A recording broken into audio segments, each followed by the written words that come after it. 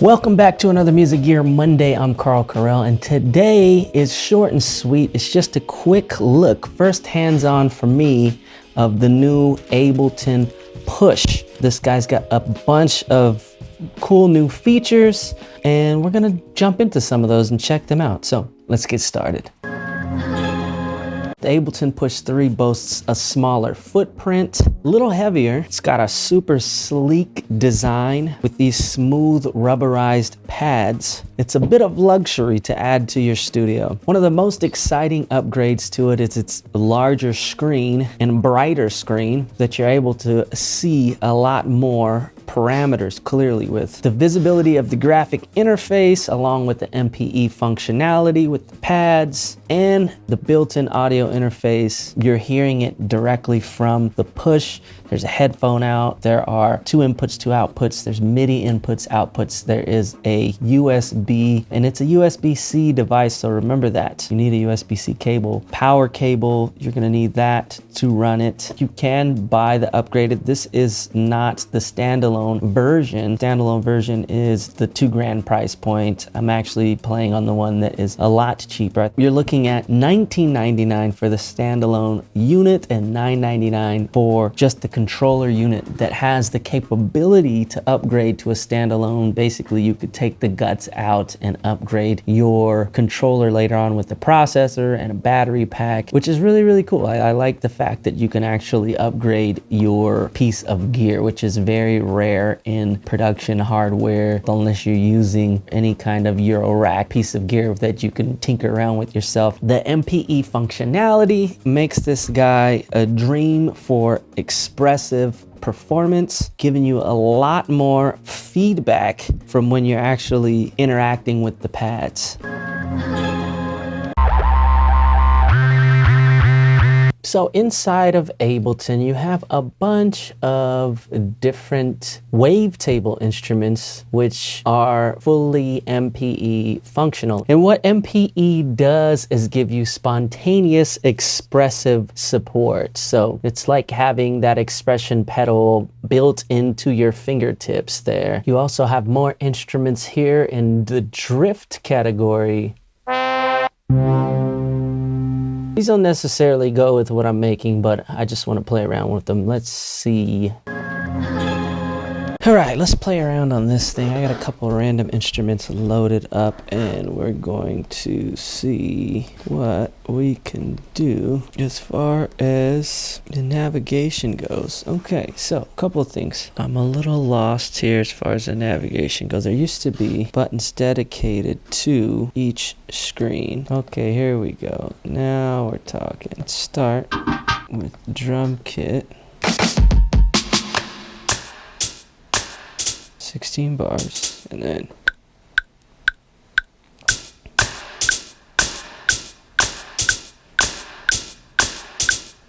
I'm okay with that. It's a little off the one. That's okay. Now let's add a clip.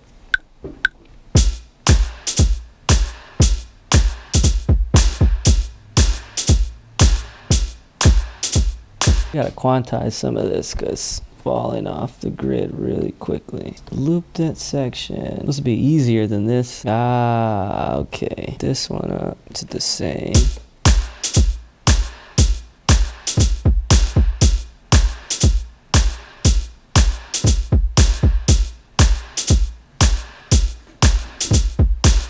We'll use that for now, but we'll have to fix that later. All right, let's add another instrument.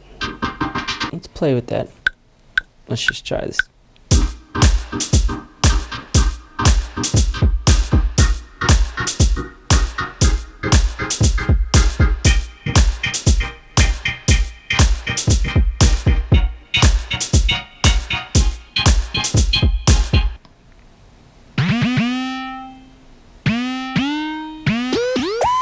Let's try different bass. Let's try this bass, and then let's select it.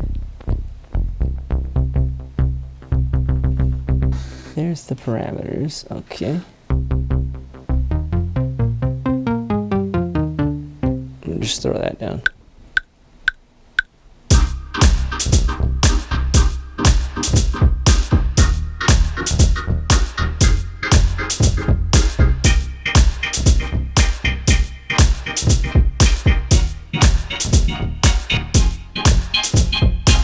And then what we're gonna do, actually, because I like this instrument, but it's a little wild.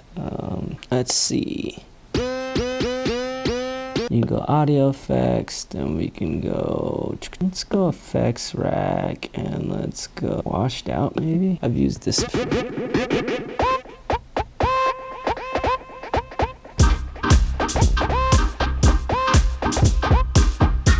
All right, so now we can go in.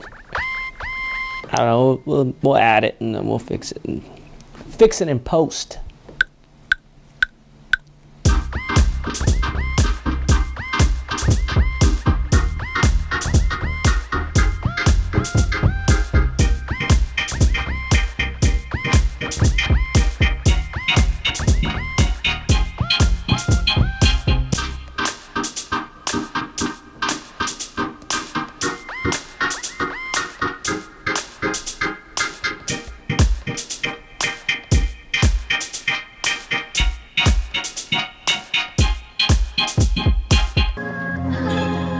Well, that's all the time that I have. Spent a good chunk looking for sounds and for refiguring out the navigation on this thing. Man, I haven't used the Push in such a long time. My Push 2 has been collecting dust. This is fun, so I gotta give it that. This is really fun again. It's the system that I've kind of been wanting. But is it worth the $2,000 price tag? That is the big question. So the Push 3 is a remarkable piece of hardware, but the value really depends on the individual's needs for their studio or live performance. For those who heavily rely on Ableton for their live performance and they're coming from an Ableton Push 2, this thing is probably a dream. However, it may be worthwhile for those who don't really need it in their performance setup to wait till the hype dies down to make their purchase. But if you're a diehard Ableton user, this may be something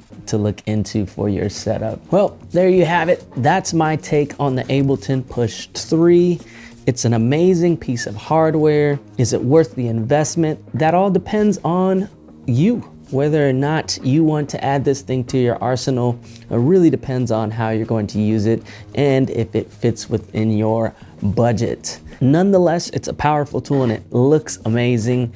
I can't wait to play more with this and find one of my own soon. That's gonna be it for today's Music Gear Monday. I'm Carl Carell. Don't forget to like and subscribe. Leave a comment in the description below. Is this something that you look forward to purchasing? Have you purchased one and how are you getting along with it? And hopefully more videos of this guy in the near future. I'm Carl Carell. Peace. Shout out to our sponsors today, Crate Connect Digital Record Pool, providing tons of new music, new releases, hundreds of different genres and chart-topping hits, everything and anything, instrumentals, acapellas, Latin, moombahton, techno, dancehall, even country music. So if you're a DJ and you want to spruce up your music library, this is a great tool to utilize. The price is just right with different options from 30 days, 90 days, and 180 days with high resolution audio.